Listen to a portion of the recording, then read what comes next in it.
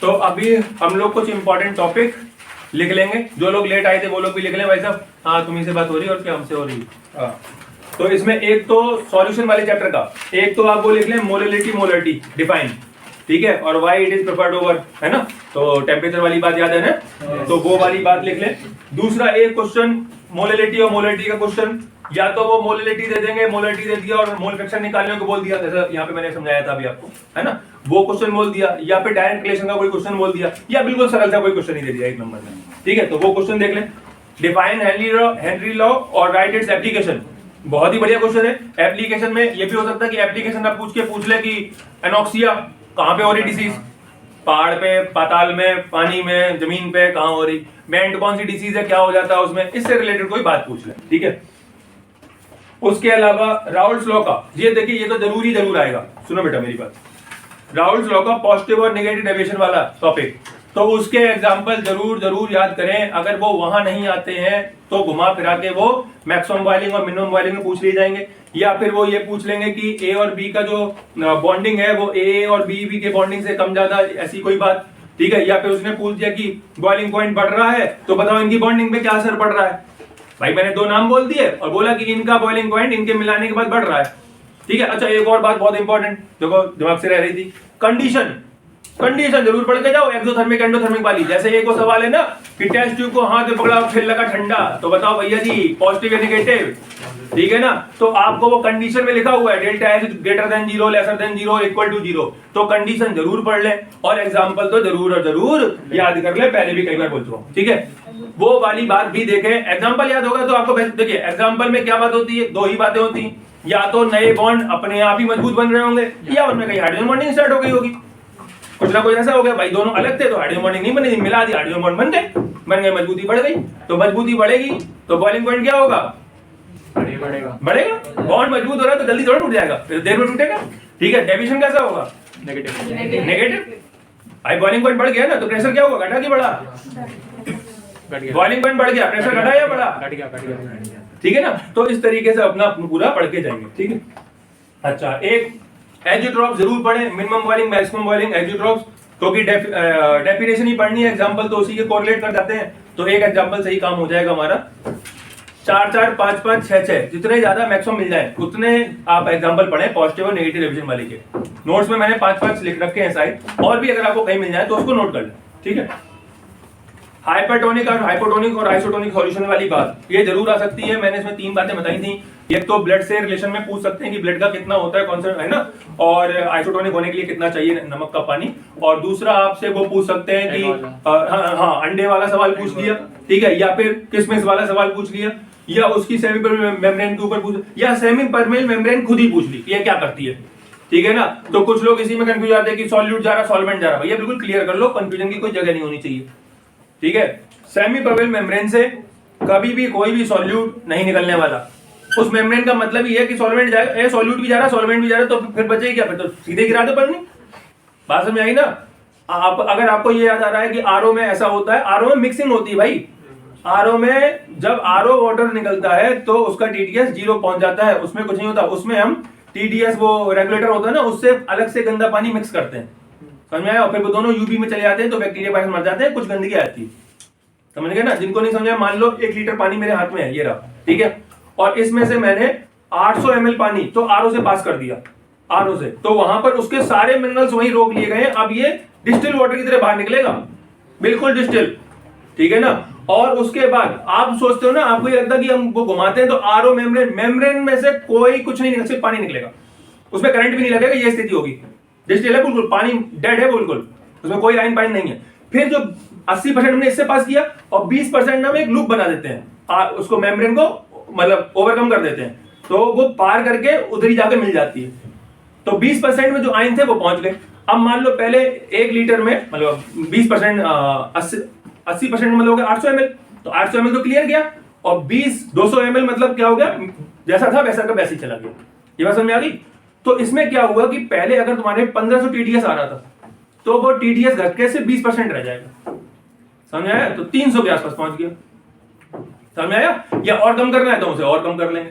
तो इस तरीके से टीडीएस रेगुलेट होता है। ऐसा कोई फिल्टर नहीं है जो आपसे ये कहे मैग्नीशियम और भी तो अच्छा है, कैल्शियम लेड, लात मारो उसको। ऐसा कुछ नहीं होने वाला भाई, आपके उस आरओ पानी में भी लेड है, हमने बस उसकी क्वांटिटी को कम किया है। समझ में आ गया? तो इसलिए आरओ मेम्ब्रेन को लेकर कोई कंफ्यूजन नहीं। डिसैलिनेशन ऑफ सी वाटर वाला क्वेश्चन, वो भी बहुत इंपॉर्टेंट क्वेश्चन है, दिमाग सेट रहा, ठीक है ना। इसके दो यूज पढ़ लेना, आरओ वाले के दो यूज, एक तो डिसैलिनेशन वाला है और एक और, हाँ बहुत जगह है दुनिया भर का। डेल्टा टी या डेल्टा टीबी का सवाल बहुत इंपॉर्टेंट है, जरूर जरूर लगाएं, 50 बार बता चुका हूं इस बात को। और अगर इसका सवाल कौन सा आ जाए, आयनिक कंपाउंड के साथ आ जाए, तो डेल्टा टीएफ आई के साथ इस्तेमाल करते हुए बनाए। मैंने पहले भी समझाया है, जो चीज डिसोसिएट हो जाती है उसमें आई लगा दिया करो, और जिसमें डिसोसिएशन नहीं हो रहा उसमें आई की वैल्यू बन जाती, तो आई लगाने की आवश्यकता नहीं है, ठीक है। जरूर पढ़ें पाई इक्वल टू सीआरटी वगैरह, और कांस्टेंट की बात भी पढ़ें, ठीक है ना। जैसे इब्लियोस्कोपिक कांस्टेंट, क्रायोस्कोपिक कांस्टेंट, इनकी डेफिनेशन पूछ ली, या ये क्या होते हैं, तो ये बात भी जरूर पढ़ें। बोलो यहां तक कोई समस्या? ठीक, स्कोपिक कांस्टेंट, इब्लियोस्कोपिक कांस्टेंट, तो आप जरूर नाम याद रखें, केएफ, केबी और इस सब का। और डेफिनेशन भी, देखिए डेफिनेशन बड़ी आसान है, एक साइड को 1 कर दो और अपोजिट साइड इसके बराबर हो जाएगी, बात क्लियर है ना। तो डेफिनेशन आप अपना देख लेंगे। अच्छा, इसके अलावा हाँ, मैं रिपीट कर रहा हूं, सवाल में अगर आयनिक कंपाउंड चल रहा हो, जैसे नमक चल रहा है, MgCl2 चल रहा है, जिसको हम डिसोसिएट कर सकते हैं, तो वो उसमें आई वाला सवाल लगाने हैं, अदरवाइज आई की वैल्यू 1 हो जाएगी कोवेलेंट कंपाउंड्स के लिए, और वहां पर फिर आपको आई नहीं लगाना है, सीधा जो भी फॉर्मूला होता है डेल्टा टीएफ का या पाई का, pi equal to CRT type का, और उसको आप लगा दीजिए। बोलो बात क्लियर है? ठीक, बारात में आए हो, लिख लो, लिख लिया? ठीक, तो फिर कर लो, खा लो, फिर बारात में आए। चलो, तो एक तो हो गई ये बात, एक मिनट रुकना बेटा। इसके बाद ये हो गए। हाँ, अब देखो अल्फा वाला जो सवाल है उसके आने के चांसेस हैं कुछ कम, ठीक है। मैं ऐसा व्यक्तिगत रूप से मानता हूं, क्योंकि 5 नंबर में हम इस सवाल को डाल नहीं रहे हैं, और इसलिए मैं इसको 5 नंबर में प्रेफर नहीं करूंगा। लेकिन आप बिना पढ़े ना जाए, क्योंकि अगर आपको आई निकालना आ जाए तो कितना ही कदम दूर है अल्फा, 1 माइनस आई अपॉन 1 माइनस एन या 1 बाई एन, इतना ही तो है एसोसिएशन। फिर के अगर निकालना हो तो सी अल्फा स्क्वायर पर 1 माइनस अल्फा, और इसमें कुछ भी नहीं करना है, ना के बराबर तो काम है। बस आपको याद रखना है कि अगर अल्फा निकाल रहे हैं, ठीक है, अगर अल्फा निकाल रहे हैं तो जो आई की वैल्यू है वो डेसिमल के बाद 3 डिजिट तक ले जानी है। मैं रिपीट कर रहा हूं इस बात को, अगर अल्फा निकाल रहे हैं तो आई की वैल्यू डेसिमल के बाद 3 डिजिट तक निकालनी है। समझ गए ना? क्यों? क्योंकि सपोज अगर आपके आई की वैल्यू कम निकाली, जैसे 1 माइनस आई लिखना है, और आपने वहां पे 0.5 ही निकाला, और नीचे भी आपका एन की वैल्यू 2 निकल रही है, और वो भी घट के 0.5 आ गया, तो 100% आ जाएगा, जबकि 100 होगा नहीं। तो आप जब 0.5 के आगे निकालोगे ना, तो हो सकता है 0.1, 0.512 आ जाए, तो उससे 1 की वैल्यू 1 से जब घटेगा तो वैल्यू 0.5 से छोटी हो जाएगी, और इसलिए जब भाग लगाओगे तो आपका परसेंटेज 99 की समथिंग चला जाएगा। समझ में आ गया? इसलिए अगर आपको अल्फा में जाना है तो फिर आई की वैल्यू डेसिमल के बाद 3 डिजिट तक, ठीक है। चलिए, ये आपका सॉल्यूशन का सारा मैंने आपको बता दिया, ठीक है। अब हम लोग अगले चैप्टर का देखेंगे, इलेक्ट्रोकेमिस्ट्री का। क्वेश्चन बोल रहा हूं सीधा। इलेक्ट्रोकेमिस्ट्री में सबसे इंपॉर्टेंट क्वेश्चन 2 नंबर के लिहाज से lambda M equal to kappa into 1000 by M. E Q बहुत कम आता है नॉर्मलिटी के चक्कर में, तो लैम्डा एम पढ़ लें, कप्पा इनटू 1000 बाई एम होता है, तो वो एक जरूरी है। कॉलार्स लॉ की डेफिनेशन भी 1-2 बार आ चुकी है, तो बढ़िया क्वेश्चन है कॉलार्स लॉ, और एप्लीकेशन तो बेहतरीन है ही। तो आप इसमें सिर्फ कॉलार्स लॉ की डेफिनेशन पढ़ लें, एप्लीकेशन बहुत आसान है, सीधा सीधा होता है, मालूम है ना। सम ही करना है, सम करना है, 2 का मल्टीप्लाई करके सम करना है, बस वही करना है, ठीक है। एक जो बहुत इंपॉर्टेंट, मैं फिर से कह रहा हूं, लैम्डा एम बहुत इंपॉर्टेंट है, या कप्पा भी, लैम्डा एम या कप्पा वो एक ही फॉर्मूले में है, तो मतलब दोनों ही बहुत इंपॉर्टेंट है। आप एक बार और रिपीट करता हूं, अगर लैम्डा एम और कप्पा आपको अलग अलग नाम से दे दी जाए, जैसे कंडक्टेंस, स्पेसिफिक कंडक्टेंस, कंडक्टिविटी, और आप अगर कंफ्यूज हो जाए, तो मैं पहले भी बोल चुका हूं, यूनिट पर फोकस करें, कुछ भी घुमा लो, यूनिट नहीं घुमा सकते, इसलिए यूनिट तो वैसे ही रहेगी। इसलिए अगर आपको नहीं मालूम है तो यूनिट याद करके जाएं और उसको उसी हिसाब से सॉल्व कर लें, ठीक है। इसके अलावा फैराडे का सेकंड लॉ बहुत इंपॉर्टेंट टॉपिक है इस बार के लिए। फैराडे में से देखिए लगभग 99% चांस है कि फैराडे का कुछ ना कुछ आएगा, तो या तो उसका सेकंड लॉ आता है, फर्स्ट लॉ चूंकि बहुत आसान है ना, तो या तो सेकंड लॉ आता है, और अगर 2 नंबर में आना है तो सेकंड लॉ के साथ एक न्यूमेरिकल डाल दो, और न्यूमेरिकल में 99 नहीं पूरा 100% अगर न्यूमेरिकल आता है तो ज्यादातर मास डिपॉजिट के ही सवाल रहते हैं, क्योंकि उसका वही कॉन्सेप्ट ही है। तो मास डिपॉजिट में आप वही लगाएंगे जैसा आपको समझाया था, और अगर ना आए तो MIT/NF लगा दीजिएगा, तो सीधा आंसर आपको मिल जाएगा, ठीक है। और अगर आपके पास बहुत समय बच गया है क्योंकि अब आपकी प्रैक्टिस हो चुकी है प्लीज, और आपके पास समय बच गया है तो MIT/NF पहले रफ में लिख लो, तो उससे आपको पता चल जाएगा कौन नीचे आ रहा कौन ऊपर आ रहा, फिर उसको रिवर्स करके फॉर्मेट बना दो।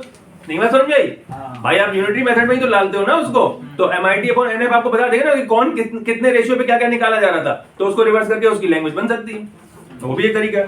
ठीक है, हाँ हाँ बेटा ये पेन पेंसिल सब हमसे ही लो हैं। चलिए अगला देखेंगे। अगला एक आप देखिए, एक इस बार 100 में एकदम 100% लेड स्टोरेज बैटरी,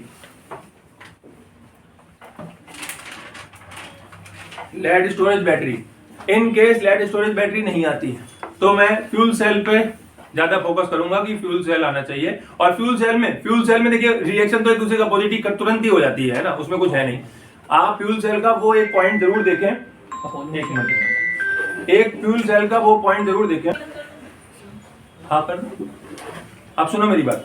तो मैंने अब आपको बताया था कि लेड स्टोरेज बैटरी, देखिए बैटरी जरूर पड़ी है, मैं बार बार कह रहा हूँ बैटरी में अगर लेड स्टोरेज बैटरी बता चुका हूं मैं आपको, अगर इनकेस वो नहीं आती तो फ्यूल सेल को देख लें।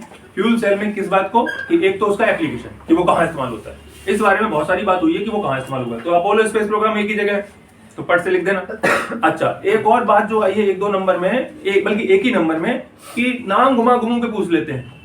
तो आप जरा जिनको नहीं पता है वो 3 टॉपिक और देखें, मैं क्वेश्चन ही बोल रहा हूँ सीधा। ड्राई सेल, गैल्वेनिक सेल, याद आ रहा है ना? तो ड्राई सेल क्या होता है, गैल्वेनिक सेल क्या होता है ना? और एक क्वेश्चन वो है कि इलेक्ट्रोकेमिकल सेल और इलेक्ट्रोलाइटिक सेल में डिफरेंस, ठीक है ना? ये मैं उस दिन ही बोल रहा था, उस दिन मुझे याद रिकॉल नहीं हो पा रहा था। इलेक्ट्रोलाइटिक सेल और इलेक्ट्रोकेमिकल सेल में डिफरेंस जरूर देख लें, दोनों सेल पढ़ के जाए, ठीक है? उसके अलावा थोड़ा सा बटन सेल को भी पढ़ें, ठीक है? बटन सेल में क्या पढ़ना है वो भी मैं बता देता हूं, आप उसकी वो तो देख ही लेंगे क्या रिएक्शन। उसके अलावा एक और बात वहां पर है, क्वेश्चन मैं बताता हूं किस तरीके से है। क्वेश्चन इस तरीके से है कि बटन सेल जो होती है वो, मैं एक एग्जांपल समझाता हूं आपको, बात जल्दी समझ में आएगी। जो हमारी नॉर्मल घड़ी वाली सेल होती है ना, वो ड्यूरा सेल और वो है ना AA, AAA वाली, तो वो सेलें क्या होती हैं, जब घड़ी खत्म होने लगती है, सेल खत्म होने लगता है तो घड़ी ऐसे चलती है, धीमे पहले स्लो होती है और फिर टुक टुक टुक टुक करती है, पूरी बंद नहीं होती, बहुत दिनों बाद पूरी बंद होती है, ऐसा होता है ना? तो ऐसे में हमें पता चलता है कि भी सेल वीक हो गया। लेकिन हाथ वाली घड़ी कभी ऐसे नहीं होती है, वो बस बंद, है ना? तो इसको हम ये बात बोलते हैं कि कांस्टेंट वोल्टेज सप्लाई हो रही है एक बराबर, ये नहीं हो रहा, वोल्टेज ड्रॉप नहीं होता है। तो बटन सेल में एक बराबर कांस्टेंट वोल्टेज सप्लाई होती है। अगर उसे 1.35 वोल्ट देना है तो वो 1.35 ही देगी जिंदगी भर, और 3.5 से 3.4 किया ना, सेल खत्म, वहीं बंद, फिर नहीं देगी। जो सेल आपकी हाथ की घड़ी में पड़ा होता है, उसे जब वो घड़ी बंद हो जाए आप उस सेल को निकालिए, उसमें बस पॉइंट में कुछ वोल्ट कम होता है, सेल जिंदा होता है उस समय, सेल डिस्चार्ज नहीं होता, जीरो नहीं होता, सेल अच्छा खासा उसमें वोल्टेज हो रहा होता है, लेकिन वो जरा सा कम हो जाता है। और ये घड़ियां इस तरीके से नहीं बनाई गई कि वो जरा सा कम हो गया तो चलो थोड़ा 1 घंटा लेट कर देंगे, चलता रहेगा, ये वाला नहीं। तो आपको ये बात याद रखनी है कि बटन सेल, समझ गए ना?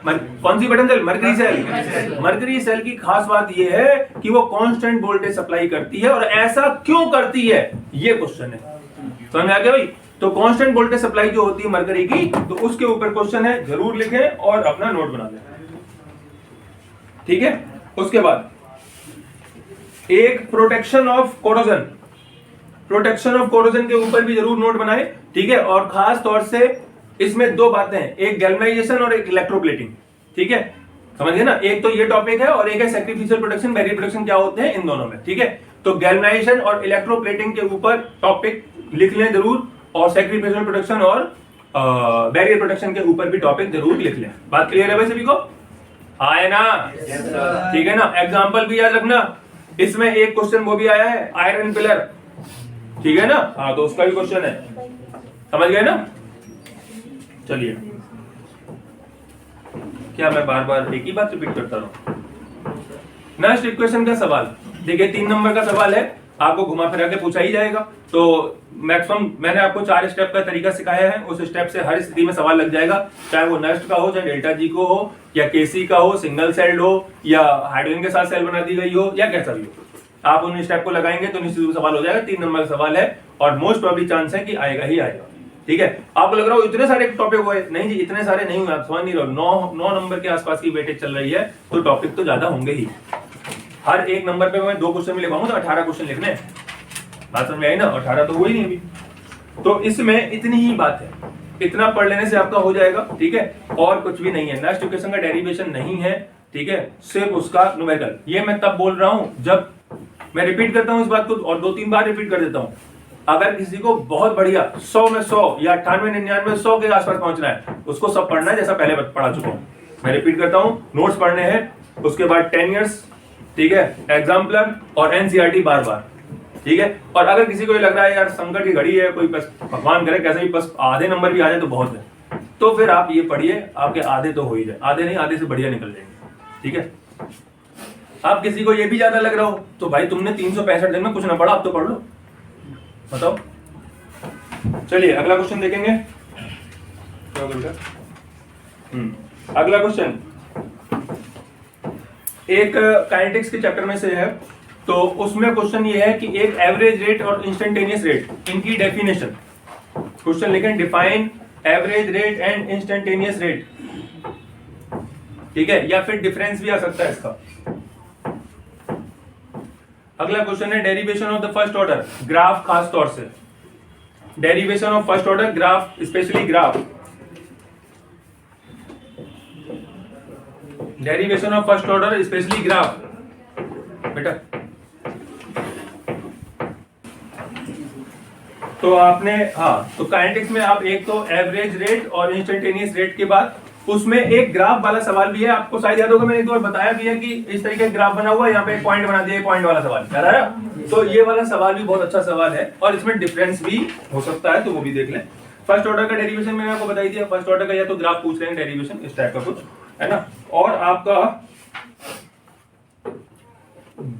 जीरो ऑर्डर का एक नहीं, इसके अलावा एक और चीज, जो ग्राफ वाले क्वेश्चन है ना, जो डेल्टा टीएफ के साथ कंसंट्रेशन है, रेट के साथ, टाइम के साथ कंसंट्रेशन या रेट चल रहा है, आपको 2 सेट करवाए ना, 2 सेट करवाए ना ग्राफ के, वो वाले सवाल की इस बार बहुत ज्यादा चांस है, तो जरूर जरूर ग्राफ वाले सवाल लगाएं, ठीक है ना। और उसमें सिर्फ 2 ही टाइप का क्वेश्चन है और दोनों टाइप के नोट्स में लिखे हुए हैं, लिखे हैं या नहीं है, मेरे मुंह की तरफ क्या देख रहे हो, लिखे नहीं है क्या? यस सर, लिखे है ना, इसलिए वो दोनों टाइप के क्वेश्चन लगाने, ठीक है। लिख लीजिएगा ग्राफ वाला क्वेश्चन। एक इसी में वो क्वेश्चन जिसमें यूनिट के बारे में बात की है, मैं क्वेश्चन थोड़ा समझा देता हूं। मान लीजिए मैंने लिख दिया second inverse, find the order of the following, और आपको दे दिया value 2.5 into 10 to power 15 second inverse. अब ऑर्डर बताओ, फर्स्ट ऑर्डर, हाँ तो जी सेकंड इनवर्स आप फॉर्मूला लगाएंगे और आपको पता चल जाएगा कि फर्स्ट ऑर्डर है, सेकंड ऑर्डर है, जीरो ऑर्डर है, कौन सा ऑर्डर है। इसी में एक सवाल एटीएम के साथ भी आ सकता है, 2 नंबर का सवाल आएगा, ये अगर आ गया तो दोनों एक एक वैल्यू दोनों की, एक तो मोल लीटर वाले की और एक एटीएम वाले की, याद आ रही? Yes sir. तो इसमें आपको एन की वैल्यू डालनी होती है और ऑर्डर बाहर निकल आता है, कई बार बता चुका हूं, इसका वीडियो भी पड़ा हुआ है, ठीक है। चलिए इसके अलावा सीडो ऑर्डर रिएक्शंस का एग्जांपल या फिर सीडो ऑर्डर रिएक्शन खुद, define pseudo order with example, ठीक है। इसमें सवाल को ऐसे घुमा सकते हैं कि मैंने एक रिएक्शन लिख दी, जैसे अभी कल परसों डिस्कस हो रहा था N2 + H2 2NH3 वाली, ठीक है, और पूछ दिया ऑर्डर बताओ, तो कुछ होशियार बच्चे सीधा सीधा ही लिखाए थे, दो कहां से हो जाएगा, बात समझ आई ना। तो सीडो ऑर्डर के याद होने चाहिए ऑर्डर, वो आपको देखिए ज्यादा चांस इसी के हैं कि मैं आपको एक रिएक्शन दे दूं और उसमें 4 स्टेटमेंट डाल दूं और कहूं बताओ जी उसका ऑर्डर बताओ, तो अगर सीडो ऑर्डर है तो तुम बताओगे सीडो ऑर्डर है, ठीक है ना। या जो अगर आपको याद होगा तो ही ये क्वेश्चन हो पाएगा, अदरवाइज सीडो ऑर्डर को बिना एक्सपेरिमेंटल वैल्यू के फाइंड करना बिल्कुल नामुमकिन ही है, ये बात सभी लोग अब जानते हो ना। अगर मैं आपको सिर्फ एक इक्वेशन दे दूं और कहूं ये बताओ जी इसका क्या आंसर है, और तुम्हें ये नहीं पता कि ये सीडो है या नहीं है, तो तुम उसका आंसर नहीं निकाल सकते, फिर बात समझ आ गई ना, आए ना। या फिर मैं वैल्यू दे दूं आपको तो फिर तो निकल आएगा, ठीक है। चलिए इसके अलावा देखेंगे, इसके अलावा पीक्यू वाला सवाल, पीक्यू वाला सवाल याद है, आए ना, ठीक है बेटा। तो अगला हम लोग लिखेंगे पीक्यू वाला सवाल, जैसे मैं अभी बता चुका हूं, है ना। पीक्यू वाला सवाल आपको याद है ना, जिसमें हम ऑर्डर निकालते हैं, तो इसमें 3 फॉर्मेट होते हैं, या तो रेट लॉ निकालिए, रेट कांस्टेंट निकालिए और ऑर्डर निकालिए। तो 3 नंबर का सवाल बहुत बढ़िया है इस बार। ब्लैंक वाला सवाल भी आ सकता है, पीक्यू के ब्लैंक वाला, एनसीईआरटी सवाल है, फिल इन द ब्लैंक, ए का ऑर्डर ये, बी का ऑर्डर ये, अब ब्लैंक भरो, याद है ना, एनसीईआरटी में दिया है, ये भी बहुत अच्छा सवाल है, ठीक है। इसी टाइप का एक और सवाल SO2Cl2 नोट्स में लास्ट सवाल है ये, और एनसीईआरटी का सवाल है, और उससे पहले एक जिसमें 0.65 के ऊपर आंसर निकालना था। हाँ, इसी में एक और सवाल है 0.60 का, जो नोट्स का सेकंड लास्ट सवाल है। ठीक है, दोनों सवाल बहुत इंपॉर्टेंट है। ये मान लीजिए कि सबसे ज्यादा चांस इन्हीं के हैं कि SO2Cl2 पूछ लिया जाए। 3 नंबर का बेहतरीन सवाल, लिखें इसको। ठीक है, एक इन दोनों के अलावा और जो सवाल है वो है, और जो सवाल है वो लिखें। एक आपका किसका, एक्टिवेशन एनर्जी ईए का, ठीक है, और ए का, ईए और ए को फाइंड करने वाला सवाल भी लिख लें। ठीक है, देखिए समझिए मेरी बात, मैं क्यों सोचता हूं कि ये इंपॉर्टेंट है। पिछली बार ये था नहीं सिलेबस में, और उससे पिछली बार भी 1-2 बार में आया नहीं है, और पहले बहुत आया था, तो इसलिए इसके रिपीट होने के चांस मैं मानता हूं बहुत ज्यादा होने चाहिए। इसलिए या तो आपको वो वाला सवाल है ना, ईए वाला सवाल, ईए में 2 सवाल हैं, पता है ना, या तो ईए ही निकलवाएगा या ए भी निकलवाएगा। याद आ रहा है? एक में तो ये चलता है कि दो टाइम दिए, टेम्परेचर दिए गए हैं, के दिए गए हैं 2, और उसमें आपको हाँ एक ईए निकाल लोगे, फिर उस ईए से आप ए निकालोगे। सवाल आपको नोट्स में ऐसे करवाए गए। बोलो हाँ है ना? ठीक है, फटाफट लिख लो बेटा, लिख लो।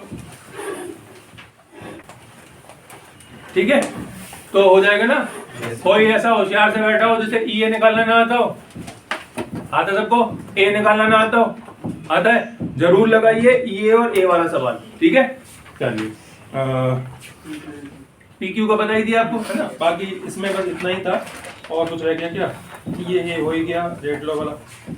अगर न्यूमेरिकल वाइज देखूंगा तो मुझे सबसे बढ़िया न्यूमेरिकल लगेंगे कौन से? सबसे पहले आर्रीनियस को उठाओ, ठीक है, उसके बाद उठाऊंगा मैं पीक्यू का, और उसके बाद कहीं 20% और वो वाला सवाल। ठीक है, क्योंकि अगर पेपर सरल बनता है, हल्का सा भी सरल की तरह मूवमेंट रहता है, तो फिर आपको ये सवाल देखने को मिल जाएगा। कौन सा? 20% इतनी देर में, 50% कितनी देर में। तो 50% वाले केस में सबको पता है टी आपका फॉर्मूला लगाना होता है, सीधा आंसर है। लेकिन न्यूमेरिकल एग्जैक्ट नहीं दिया जा सकता, क्योंकि डिजिट भी बदल देंगे तो वो अलग ही हो जाता है ना। तो मैं आपको 3 ही न्यूमेरिकल, 3 ही फेज बता रहा हूं खाली, तो अब आप उतना तो लगाइएगा। पहले ही बोल चुका हूं ये किन बच्चों के लिए है, ठीक है ना। लेकिन फिर भी सभी को इतना तो लगा के ही जाना चाहिए, पता नहीं कैसा आ जाए, ठीक है ना। मिनिमम तैयारी तो सबको होनी ही चाहिए। SO2Cl2 वाला सवाल बहुत इंपॉर्टेंट है, जरूर लगाएं। नोट्स में सबसे लास्ट में 2 सवाल दिए गए, नहीं आते हैं। टाइमिंग बता दी मैंने, 3:30 6:30, आप आगे अपना डिस्कस कर सकते हैं। चलिए अगला क्वेश्चन देखेंगे। देखिए 2 क्वेश्चन 101% आने वाले क्वेश्चन है ये। 101 नहीं, 120 ले लो, एकदम बढ़िया, 100 के भी ऊपर निकलो। एक तो Cr2O7 2 नेगेटिव इलेक्ट्रॉन काटने के साथ, और MnO4 1 नेगेटिव इलेक्ट्रॉन काटने वाली। 2 नंबर का सवाल है, लिख लो, आएगा ही आएगा। अब मेरा मुंह क्या देख रहा है, लिखता क्यों नहीं भाई? अलग से तुम्हारे लिए मुहूर्त निकालें। डी ब्लॉक की बात कर रहे हैं मूर्खों, ठीक है। हेलो एल के रिकॉर्डिंग बना, उसके बाद बताएं तुमको। हेलो एल के, समझ गए ना। एक तो ये Cr2O7 वाला और MnO4 वाला, और एक लैंथेनाइड कॉन्ट्रैक्शन, एक्टिनाइड कॉन्ट्रैक्शन, ठीक है। दोनों ही बहुत इंपॉर्टेंट है, बहुत नहीं बहुत ही ज्यादा इंपॉर्टेंट है, और आप जरूर कर लें।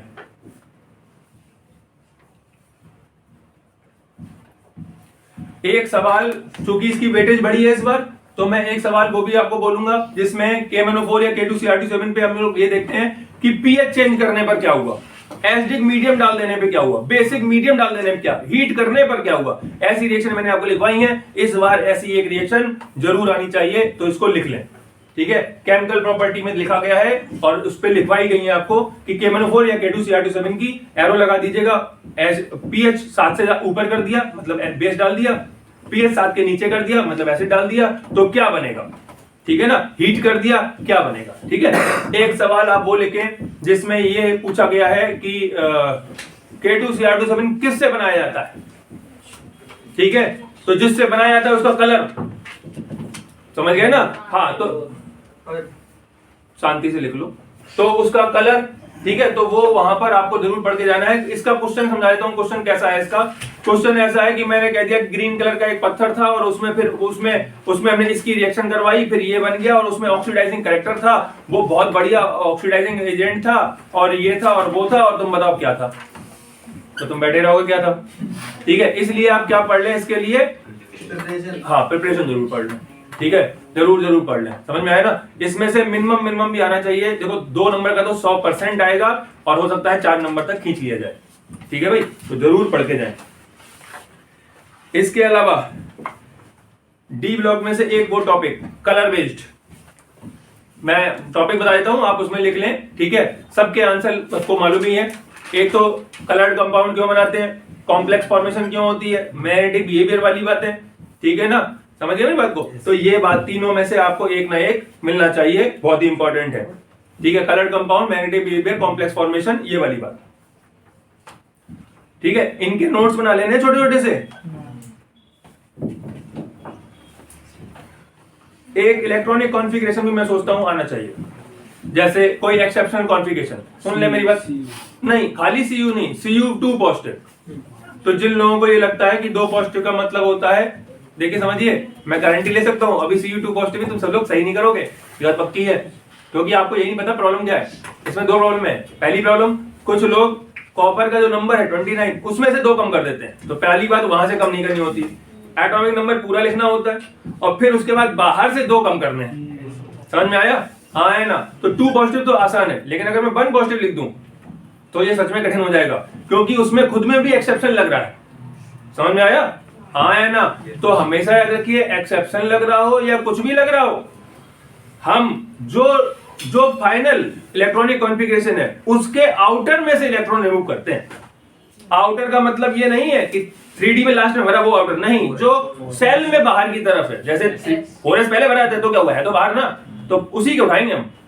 ठीक है भाई, तो चार्ज के साथ एक कॉन्फ़िगरेशन आना चाहिए, बढ़िया चीज है ये। ठीक है, तो एक उसको भी लिखें। और कुछ छोटे मोटे क्वेश्चन वो जैसे जिंक का पूछ लेते हैं ना, अरे ट्रांजिशन मेटल वाली बात है ना, तो वो भी एक क्वेश्चन लिख लो, बढ़िया क्वेश्चन है वैसे वो। एक क्वेश्चन ये आया है कि यूजेस ऑफ डी ब्लॉक, मैं टॉपिक भी इसलिए लिखवा रहा हूं कि यहां से पढ़ते जाना। यूजेस ऑफ डी ब्लॉक में जैसे मिस मेटल का क्या इस्तेमाल है, ठीक है, ये एक जगह और भी है, कोऑर्डिनेशन में भी आता है, सिस प्लेटिन का क्या इस्तेमाल है, तो जरूर इनके यूजेस पढ़ें। लेंथेनॉइड में कई, लेंथेनॉइड और एक्टिनॉइड में कईयों के यूज पीछे समरी में भी लिखे हुए हैं, नोट्स में भी लिखे हुए हैं और कई जगह लिखे हुए हैं। आप जरूर कुछ के यूज पढ़ लें। समझ में आ गई मेरी बात? हाँ है ना? जैसे अब कोई लेंथेनियम, वो सॉरी यूरेनियम का क्या इस्तेमाल है, तो वो तो सभी जानते हैं क्या इस्तेमाल है। ठीक है, लेकिन कोई नया एलिमेंट, तो मेजॉरिटी ऑफ वो चीजों में भाई इनमें रेडिएशन निकल रहा है, इनका एक सबसे बड़ा बढ़िया यूज जो है वो कैंसर ट्रीटमेंट में होता है। ठीक है, फिर भी आप 1-2 बार इनकी यूजेस की रीडिंग जरूर लगाएं, नोट कर लें। ठीक है, एनसीईआरटी के बिल्कुल लास्ट साइड पे आपको रीडिंग दी गई है, तो आप उसको पढ़ लें। कोई कंफ्यूजन है क्या? ठीक, चलो। तो ये मुझे लगता है कि डी ब्लॉक में इतने से काम हो जाएगा, और इससे कम अब क्या ही हो सकता है। ये हार्डली 8-10 क्वेश्चन बने हैं, तो इससे भी कम भाई 2-3 तो आएंगे ही, और 8-10 बोल ही रहा हूं, तो क्या 3 ही बोल दूं? अगला देखेंगे उसके लिए कोऑर्डिनेशन का। देखिए बड़ा सिंपल सिद्धांत है, उसमें टॉपिक ही बहुत कम है, तो उसमें कुछ बनना नहीं। एक IUPAC आप लिख लें, और इसमें खासतौर से उल्टी लिखें, मतलब नाम लिख दें, और हाँ, नाम से कंपाउंड बनाने वाली बहुत बढ़िया होती है, और अगर उसके पीछे हम आयन लगा दें ना तो ये और बढ़िया हो जाती है, क्योंकि आयन में चार्ज बैलेंस करना थोड़ा दिक्कतदायक हो जाता है। ठीक है, तो जरूर लिखें उसको। उसके अलावा एक बात लिखिए, वर्नर कोऑर्डिनेशन थ्योरी के पॉइंट आ सकते हैं लिखने के लिए, तो 4 पॉइंट होते हैं, सबको मालूम है और फट से लिख जाते हैं, है ना? तो 50 बार याद करवा चुका हूं आपको। हाइब्रिडेशन निकालने के लिए आएगा, अगर लिख लें पहले वर्नर कोऑर्डिनेशन थ्योरी के पॉइंट। अगर हाइब्रिडेशन निकालने के लिए आएगा तो सीधा नहीं आने वाला, वो पूछ लेंगे कुछ मैग्नेटिक फील्ड या कलर या कुछ और इससे घुमा फिरा के, तो उसमें हाइब्रिडेशन निकालने को आपको मिल सकता है। ठीक है ना? CFT के थ्रू भी पूछा जा सकता है, तो ध्यान रखना है हमें कैसे करना है। ठीक है भाई, इस पे डिस्कस हो चुका है, पहले सारी बातें बता चुका हूं। इसी में एक क्वेश्चन आपको याद होगा कि ये वाला कंपाउंड कम स्टेबल है जबकि ये वाला ज्यादा स्टेबल है। ठीक है, इसे हम CFT में डिस्कस करते हैं, याद आ रहा है? या फिर ये कहा जाता है कि ये CU, ये फलाना ढिकाना 1 पॉजिटिव है और ये 2 पॉजिटिव में कन्वर्ट हो जाता है, जबकि इसकी एनर्जी ज्यादा होती है। क्यों हो जाती है? तो इन सब की बातों का स्टेटमेंट आपको CFT में मिलता है। जितने भी सवाल इस टाइप के आपने उसमें पढ़े हैं डी ब्लॉक में, वो आप जरूर पढ़ लें। ठीक है, मैंने आपको पहले ही बोला था, मैं फिर बोल रहा हूं, मेरे पास आज भी है, लेकिन अभी देने का कोई फायदा नहीं है। ठीक है ना, क्योंकि अभी आप उतना प्रेशर में अभी आए नहीं हो। डी ब्लॉक के सिलेक्टेड क्वेश्चन है, और बायोमॉलिक्यूल के सिलेक्टेड क्वेश्चन है, और कोऑर्डिनेशन के सिलेक्टेड क्वेश्चन है। मैं सारे क्वेश्चन लगभग फंसने की गारंटी तो नहीं लेनी चाहिए, लेकिन फिर भी मैं ले सकता हूं कि लगभग सारे ही फंस जाएंगे, 101% बल्कि 30 क्वेश्चन के आसपास है, उसमें लगभग सारे फंस जाएंगे। कुछ नया घुमा के देते हैं तो वो घूम फिर के आ सकता है, लेकिन क्वेश्चन फिर भी वही रहेगा। ठीक है, तो वो मैं आपको लास्ट टाइम तक आपको प्रोवाइड हो जाएंगे। लास्ट टाइम मतलब जब हमने आपको अगली मीटिंग पे बुलाया, ठीक है, हाँ जो भी, ठीक है, उस दिन में आपको सारा उसमें कोई टॉपिक नहीं है, उसमें क्वेश्चन है और आंसर आपको खुद ढूंढने हैं। ठीक है, तो ये सारी बातें हो गई। हाइड्रेशन हो गया, कलर का लिखवा दी, कलर का भी है ना, कलर का हो गया। सीएफटी वाली बातें लिखवा दी। सीएफटी ऐसा नहीं है कि सीधा सीएफटी आ जाएगी, नहीं भाई, सीएफटी क्वेश्चन आएंगे स्टेबिलिटी में, मैग्नेटिक फील्ड में, कलर में, समझ गए ना, तो उनका क्वेश्चन 10 ईयर्स में पढ़े ना, जरूर पढ़ लीजिएगा उनको। ठीक है भाई, चलिए इसके बाद देखते हैं, बेटा भी बता रहा, कोऑर्डिनेशन कंपाउंड का यूज। ठीक है ना, पीछे समरी में दिया गया यूज ऑफ कोऑर्डिनेशन कंपाउंड। ठीक है, तो 3-4 नाम दिए गए हैं। ठीक है, जरूर पढ़ें। जैसे एक वो वाला कंपाउंड है जिसको बुलेट प्रूफ जैकेट बनाने में इस्तेमाल करते हैं, कैंसर की थेरेपी में इस्तेमाल करते हैं, ठीक है, या और कहीं जगह भी इस्तेमाल करते हैं। तो जहां पर भी ये वाले क्वेश्चन दिए गए हैं, शायद ये डी ब्लॉक के हों, तो वो आप जरूर पढ़ लें। ठीक है, इसके अलावा चिलेट कायरलिटी वाला याद आ रहा ना, समझ गए ना, क्योंकि ये उसमें आ रहा है ना, बाइडेंटेट वाला, पॉलीडेंटेट वाला है ना, तो चिलेट विलेट को जरूर पढ़ लें, जरूर संभावना है कि आ जाएगी। आइसोमेरिज्म या चिलेट में से आपको एक जरूर मिल जाएगा। तो आइसोमेरिज्म मैंने आपको करवा दी है, 4 ही होती है, पोजीशन, लिंकेज, हाइड्रेट और कोऑर्डिनेशन पोजीशन। होने को 2 और भी होती हैं, तो आप अपना 4 कर लें, मसला खत्म हो जाएगा। ठीक है, तो आइसोमेरिज्म और चिलेट एक क्वेश्चन जरूर मिलेगा आपको, तो चिलेट पढ़ लें। चिलेट याद है ना क्या होता है, उसकी ऑप्टिकल आइसोमेरिज्म बनाते हैं इधर पलट के, याद आ रही है? अगर नहीं पढ़ी है जरूर पढ़ के जाइए, एक मिलेगा ही मिलेगा क्वेश्चन, या तो ऑप्टिकल का, ऑप्टिकल आइसोमेरिज्म का, या फिर उसका, इसका हाँ सिस्ट्रान नहीं, वो मतलब यार वो आयनेशन आइसोमर, पोजीशन आइसोमर वाला है ना, स्ट्रक्चरल है स्टीरियो, तुम्हें एक जरूर मिलेगा, इसलिए चिलेट पढ़ें। चिलेट याद है ना क्या होता है, क्या होता है? अरे एक ही तरफ से इसको मारो यार, अरे जिसमें बाइडेंटेड वाला सिस्टम चल रहा था, जरूर नोट्स बना लें, लिख लें, एग्जांपल याद कर लें। ठीक है, दोबारा रिपीट कर रहा हूँ। और क्या याद करना है, एक तो चिलेट वाला और एक वो आइसोमेरिज्म वाला टॉपिक। 1 नंबर क्वेश्चन 100% आएगा, इसमें कोई डाउट नहीं हो। 1 नंबर नहीं, मतलब एक क्वेश्चन जरूर आएगा 2 नंबर का। ठीक है, जरूर पढ़ें। मैं रिकॉर्ड इसीलिए करे दे रहा हूं कि आप जब पेपर आए तो ये ना कहो सर आपने तो ये कहा था, वो कहा था, आया नहीं कुछ। आएगा भाई, आएगा, और ये उस पे रहेगा यूट्यूब पे, तो तुम ये भी नहीं कह सकते कि नहीं इन्होंने तो बाद में बोल दिया, कुछ बदल दिया। बदल कहाँ दिया, पहले से पढ़ा, डेट देख लो कब पढ़ी। ठीक है भाई, अगला आइसोमेरिज्म बता ही दिया है ना, लिंकेज क्वेश्चन वाला। ठीक है, बस इसको कहीं छोड़ दो। बायोमोलिक्यूल देखेंगे।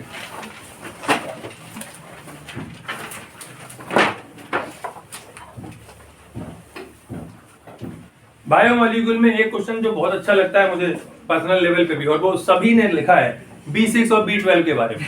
कुछ लोगों ने 6 और ऐड किया है, तो B6 और B12 के बारे में क्वेश्चन 100% पेपर में होगा, चाहे वो केस स्टडी में हो जाए या अलग से आ जाए, आएगा तो जरूर। एक विटामिन और उनके टाइप, 2 टाइप होते हैं, फैट सॉल्युबल और वाटर सॉल्युबल। तो उनके टाइप, और टाइप से मतलब है डिसीज सारा। ठीक है, टेबल आपको भेज रखी है, पूरी टेबल में वो टेबल खाली नहीं जाने वाली, विटामिन वाली। 110%, 100 नहीं बोला है, 110 बोला है। 110% उस टेबल में से आएगा, तो जरूर टेबल याद कर लें। अब देखो, कोई ये थोड़ा कर सकता कि जीरोथैलेमिया ही आएगी या बेरी ही आएगी, भाई कोई सी भी आ सकती है। मैं तो आपको एक छोटी सी टेबल दी है 7 लाइन की, वो अपना याद करके जाओ, उसमें थोड़े बहुत अक्षर है, बात समझ आ गई ना। तो जरूर टेबल पढ़े, टेबल में से आएगा ही आएगा, बिल्कुल 110% है। ये कौन सी टेबल है, विटामिन डिफिशियंसी वाली टेबल की बात कर रहा हूं। हाँ, डीएनए आरएनए का फुल फॉर्म, छोटा सा वाला हल्का सा, लेकिन आपने उस दिन देखा था आप लोग स्पेलिंग गलत कर गए थे। ठीक है, तो वो फुल फॉर्म आ सकता है, और उसके अंदर एक ये आ सकता है डीएनए आरएनए का फुल फॉर्म, और वहीं ब्रैकेट में लिख दो डिफरेंस लिखने को आ सकता है डीएनए आरएनए में। मैं गारंटी ले सकता हूं, अभी तुम में से लिखवाऊंगा तो 6 डिफरेंस लिख नहीं पाओगे मेजॉरिटी ऑफ लोग, ये बात भी पक्की है। सिर्फ सुनने में ही ऐसा लगता है कि हम डीएनए का नाम भी लिख लेंगे, लेकिन लिख नहीं पाए थे, स्पेलिंग गलत कर दी थी जिसने भी की थी। चलिए अगला देखते हैं। देखिए, एक शब्द जब लिखने को होता है तो उसकी स्पेलिंग तो सही होनी चाहिए। किस बात का नंबर तुमने वो एक शब्द लिखा, वो भी गलत लिखा, देखो भाई वाले बेचारे। इसी तरीके से प्यूरिन और पिरामिडीन में डिफरेंस, प्यूरिन पिरामिडीन बेस के अंतर्गत आता है, दो में है ना। न्यूक्लियोसाइड और न्यूक्लियोटाइड में डिफरेंस,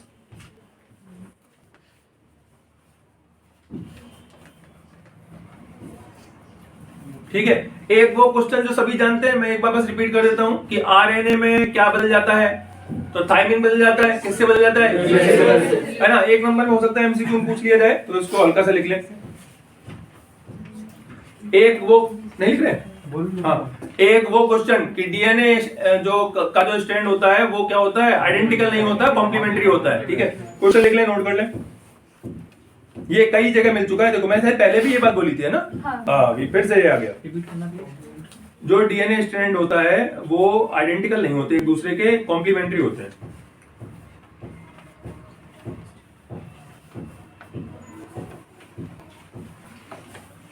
और एक जो क्वेश्चन 100 में 101%, 110 नहीं बोला, 101 बोला, थोड़ा कम चांस है, लेकिन 101% आने के चांस है, वो है लिंकेज।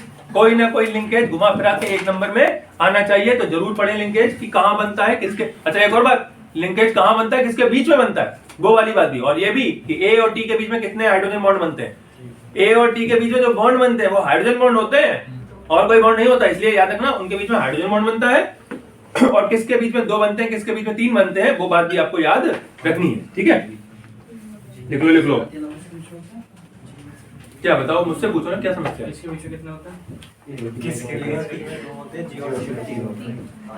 इधर वायु वाला बैठा है, इधर वायु वाला बैठा है, तुम वो बेकार है। आगे देखें, पता चल गया ना अभी, ठीक है। स्ट्रक्चर भी बना हुआ है, ठीक है ना। अच्छा, इसके अलावा प्रोटीन, प्रोटीन के बारे में, प्रोटीन के बारे में क्या आएगा, नहीं, अंडे वाली बात, डीनेचुरेशन ऑफ प्रोटीन लिखो, ठीक है ना। पॉलीपेप्टाइड प्रोटीन का मतलब डेफिनेशन भी आ सकता है, डिफाइंड प्रोटीन, तो 10,000 यू वाली बात लिखनी है, ठीक है ना। 10,000 यू से जब ज्यादा हो जाता है वो वजन वाली बात, ठीक है। अमीनो एसिड का क्वेश्चन 1 नंबर का एकदम 110%। कैसे, किस तरीके से, आइसोल्यूसाइन, एसेंशियल नॉन एसेंशियल, खत्म, ठीक है। एक लिख दिया, इनमें से एसेंशियल कौन है, 4 आंसर लिखे हुए हैं और एक उसमें एसेंशियल है, टिक लगाना है। तो इसलिए जरूर याद करें 10 एसेंशियल और 10 नॉन एसेंशियल, आएगा ही आएगा 1 नंबर।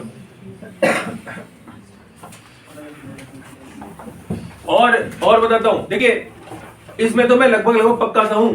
अगर मुझसे ये कहा जाए कि आप सिलेक्ट कर दो कि कौन से क्वेश्चन रखें, मतलब मैं एक एग्जांपल बता रहा हूं, तो मैं उठाऊं एक तो ये वाला जो अभी बोला तुमसे, कौन सा, एक अमीनो एसिड का क्वेश्चन उठाऊं, एक उठाऊं विटामिन से, ठीक है, मतलब अमीनो एसिड से, विटामिन से। एक क्वेश्चन उठाऊंगा उसका मैं बता रहा हूं, नहीं वो विटामिन का ही निपट गया, ठीक है। एक क्वेश्चन उठाऊंगा डीएनए से और उसमें पूछूंगा लिंकेज, उसमें पूछूंगा लिंकेज वहां पे बहुत बढ़िया बन रही है, ठीक है ना। और एक क्वेश्चन में पूछूं ग्लूकोज फ्रक्टोज का स्ट्रक्चर, तुम क्या शक्ल देख रहे, लिखते जाओ, ग्लूकोज फ्रक्टोज का स्ट्रक्चर। और सबसे इंपॉर्टेंट क्वेश्चन जरूर पूछूं, क्या उसकी रिएक्शन है, इस बार उसकी इंपॉर्टेंस बहुत ज्यादा है, ग्लूकोज की रिएक्शन होगी, याद आ रही ना, KCN से KI से रिएक्शन करवा दो और इससे करवा दो, और उसमें जो एसिड बन रहे हैं वो भी याद रखना है। NCERT में एक बार दिया है जिसमें इसमें ऊपर नीचे दोनों में COH ग्रुप लग जाता है, वो कौन सा एसिड है, और इसमें एक COH लगता है, एक में अल्कोहल लगता है ना। तो वो भाई वो रिएक्शन जरूर याद कर ले, 1 नंबर 2 नंबर में आपको रिएक्शन मिलेंगी, ठीक है भाई। चलो जी, ना बस कहाँ 9 नंबर का चैप्टर है, 5-6 सवाल बोले अभी, तो बस 5 हो जाएगा। ग्लूकोज स्ट्रक्चर बोल दिया, ठीक है। स्टार्च वाले टॉपिक में 1 नंबर सवाल मैं यहां से भी उठाऊं, स्टार्च वाला टॉपिक, एमाइलोज और एमाइलोपेक्टिन स्ट्रक्चर बनाने के चांसेस बहुत कम है, वो सीधा पूछ सकते हैं एमाइलोपेक्टिन क्या होता है या एमाइलोज क्या होता है, या एक और टॉपिक मुझे अभी याद आ रहा है, वो एनोमर्स वाला, वो छूट रहा था। एनोमर्स भी बहुत इंपॉर्टेंट है, अल्फा ग्लूकोज बीटा ग्लूकोज वाला याद आ रहा है ना, वो ग्लूकोज वाले पार्ट में है। तो स्टार्च में एमाइलोज और एमाइलोपेक्टिन, और ग्लूकोज वाले पीछे लिख लेना एनोमर्स। अमीनो एसिड बताई दिया, अमीनो एसिड क्या होता है, उनके टाइप। अगर किसी को ये लग रहा हो अरे यार इतनी देर से बता रहे, इतना बता दिया, पूरा चैप्टर ही बता दिया, अरे भैया इनके आंसर लिखोगे तो 2 पन्ने में लिख जाएंगे, 2 पन्ने में, क्योंकि ये सारे क्वेश्चन मैंने आपको 1 मार्कर या 2 मार्कर बताए हैं, और 2 मार्कर के आंसर 2 लाइन से ज्यादा नहीं होते। सारे क्वेश्चन गिन लो, 2 का मल्टीप्लाई कर लो, उतनी लाइनें बनेंगे खाली, और ऐसे में 2 बीच वाला 1 पेज नहीं भर पाओगे, इसलिए किसी को ये लग रहा हो पूरा चैप्टर ही बोल दिया, पूरा चैप्टर नहीं बोला है। इनके क्वेश्चन बनाओ या क्वेश्चन ढूंढ लो और आंसर, क्वेश्चन तो मैंने लिखी दिए, बोली दिए, उनमें से आप सिर्फ आंसर पढ़ लोगे तो आपको बात समझ में आ जाएगी। अभी कोई कंफ्यूजन है क्या? चलिए अगला देखते हैं। अगला लिखेंगे, एक और रह गया बेटा, देखना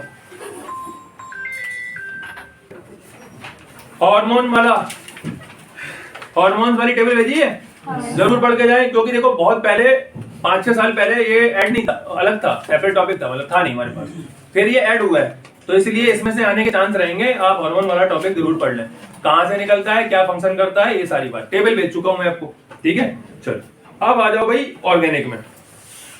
ऑर्गेनिक तो तुम जानते हो, हलवा होता है, उसमें कुछ होता नहीं है ना, तो आपको क्या करना है, नहीं अच्छा एक बार बताओ, एक साल हो गई तुम लोग पढ़ते हुए, तुम मुझे बताओ जी अब किसे ऑर्गेनिक कठिन लगती है और कौन याद करता है?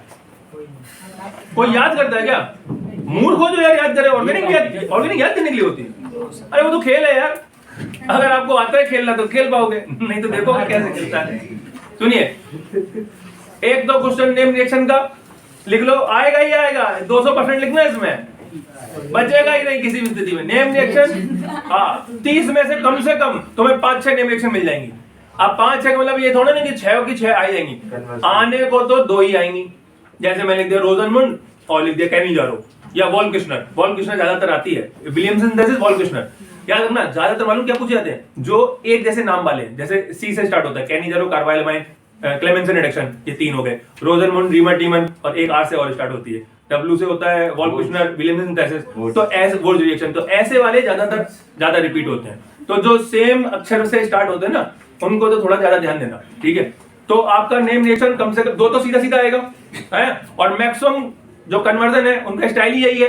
नेम रिएक्शन क्या होते हैं, स्मॉलेस्ट कन्वर्जन होते हैं, तो उसमें आपको जरूर मिलेगा। एबीसीडी का कोई क्वेश्चन आया तो 80% चांस है कि वो नेम रिएक्शन ही होगा, इसलिए नेम रिएक्शन जरूर याद कर लें।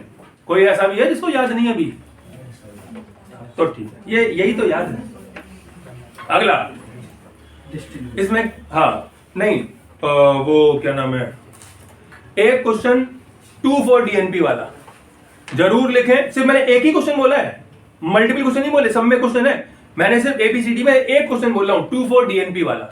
ये क्वेश्चन आपको 3 जगह मिल रहा है, एल्डिहाइड वाले चैप्टर में बीच में मिल रहा है, और एल्डिहाइड में एग्जांपल एक्सरसाइज में पीछे 2 है, साइड 11वां क्वेश्चन है और उसके जस्ट 12वां क्वेश्चन है, या फिर 13वां या 14वां है, ऐसा कुछ है।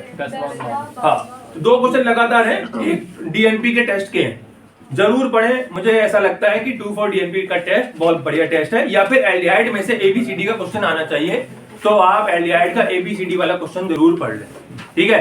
पेपर अगर सरल बन जाता है तो अल्कोहल में इंडेक्स में नीचे की तरफ एक क्वेश्चन दिया हुआ है, ठीक है, एबीसीडी का ही है वो भी, ठीक है। अगर नहीं पता तो भी दिखा दूंगा, ठीक है। तो वो वाला भी क्वेश्चन जरूर पढ़ें। और अगर पेपर सरल रहता है तो अमाइन में भी ऐसे ये क्वेश्चन दिया गया है, ठीक है, उसमें बेंजीन डाइजोनियम क्लोराइड का इस्तेमाल करते हुए बना रहे हैं, तो वो क्वेश्चन भी जरूर पढ़े, बहुत बढ़िया क्वेश्चन है अमाइन वाला। 3 क्वेश्चन ही बोले हैं मैंने खाली, और एक का बोल रहा हूं कि 1 आ जाना चाहिए, ठीक है ना। मात्र 3 क्वेश्चन ही बोले हैं, अमाइन का 1, एल्कोहल का 1 और एल्डिहाइड के वो 3, 4 कितने 5 मान लो, इनमें से 1 तुम्हें मिल जाएगा, 3 नंबर का आएगा। तो भाई अब इतना तो लगाओगे यार, है कि नहीं। अगला डिस्टिंग्विश टेस्ट 3 नंबर का आना ही है।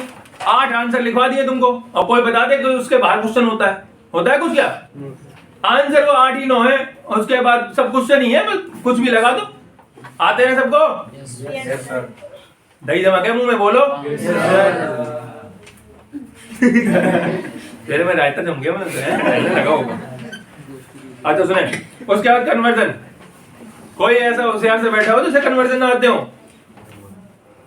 अब ठीक है, सबको आते हैं, ठीक। देखिए कन्वर्जन 4-5 नंबर के आएंगे, तो आपको मालूम ही है। और असल में याद रखें, ए से बी बन रहा। अच्छा ये वाले क्वेश्चन, और एबीसीडी का क्वेश्चन तो वो अलग होता है, एक ये भी होता है ना, जैसे मैंने लिख दिया CH3MgBr और इस पे पानी की सपोज रिएक्शन करवा दी, और या किसी की भी करवा दी, और एरो लगा दिया, यहाँ पर आ दी A, फिर इस पे किसी की करवा दी, यहाँ पर आ दिया B, फिर इस पे करवा दिया, यहाँ पर आ दिया C। तो देखो अगर तुम्हें किसी रिएक्शन के दौरान ये कंफ्यूजन हो जाए तो तुम क्या करो, बाकी सब छुपा लो, और ये सोचो कि मतलब ये रिएक्शन कंप्लीट करनी है, जो कि मैं तुम्हें साल की शुरुआत से करवा रहा हूँ, और जब ये कंप्लीट हो जाए तो ये वाली कंप्लीट करनी है।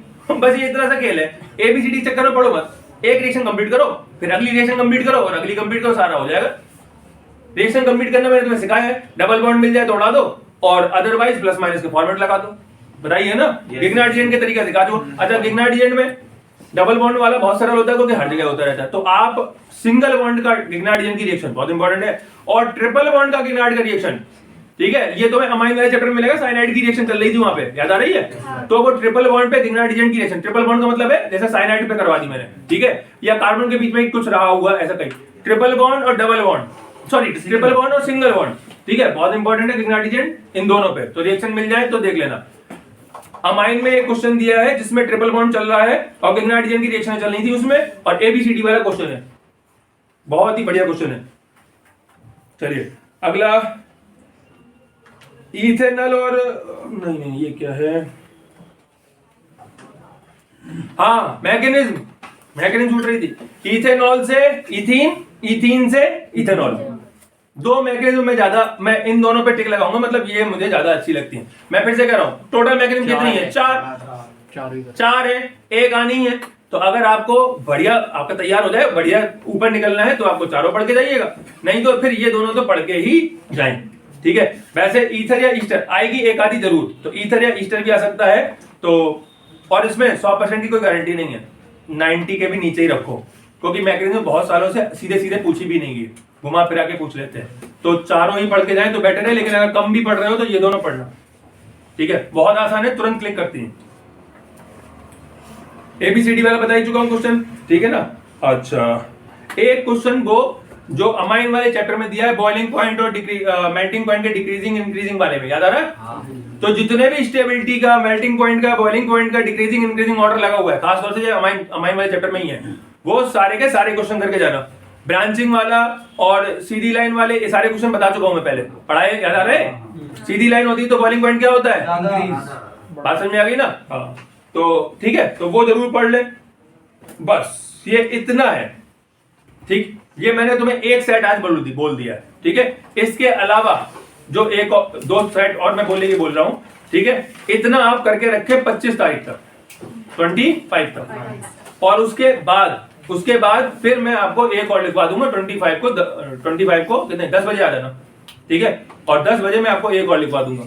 तो अगर आप सिर्फ ये 2-3 भी करके चले जाते हो तो आप, मैं उन बच्चों के लिए कह रहा हूं जिन्होंने अभी तक कुछ पढ़ नहीं रखा, बैठे एकदम साफ कोरा कागज, तो भैया जी वो इतना भी पढ़ ले 25 तक, और 25 के बाद वो 2-3 और पढ़ ले तो अभी वो 50% को क्रॉस कर जाएंगे। और कोई अब इतना भी ना पढ़े तो फिर गाना का कोरा कागज वाला है और क्या। बात क्लियर भाई? ठीक है।